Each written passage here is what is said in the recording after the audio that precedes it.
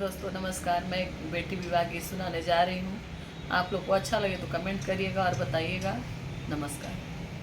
पापा कमने नगर जुआवा खेलली के करा के हारी गईली ना। पापा कमने नगर जुआवा खेलली के करा के हारी गईली ना। बेटी अवध नगर जुआवा खेलली तुहरा के हारी गईली ना।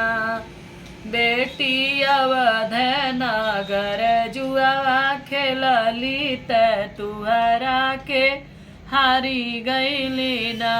पापा अपनी जिम्मेदारियों ना हरली हमारा के हारी गईली ना।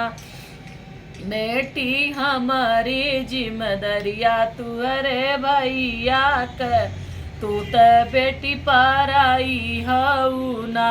बेटी हमारी जिम्मेदारिया तुहरे भैया के तू बेटी पराई धन ना। चाचा कवने नगर जुआवा खेलनी के करा के हारी अईनी ना।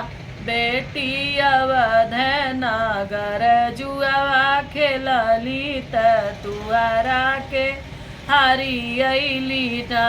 बेटी अवध नगर जुआवा खेलली तुहरा के हारी गईली ना। चाचा अपनी बगियावा न हरली हमारा के हारी गईली ना।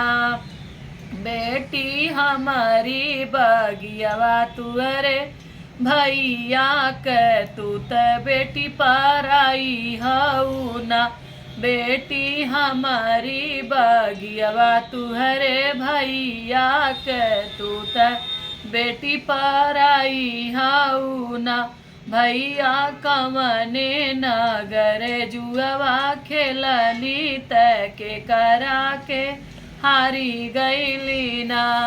बहिनी अवध नगर जुआवा खेलली तुहरा के हारी गईली ना। बहिनी अवध नगरिया जुआवा खेलली तुहरा के हारी गईली ना।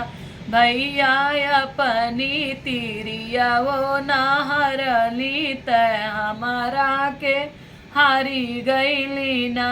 भैया अपनी तिरियावान हरली हमारा के हारी गईली ना। बहिनी हमारी तिरियावा घर के लक्ष्मी तू पराया धन ना। बहिनी हमारी तिरियावा घर के लक्ष्मी तू पराया धन ना। नमस्कार दोस्तों।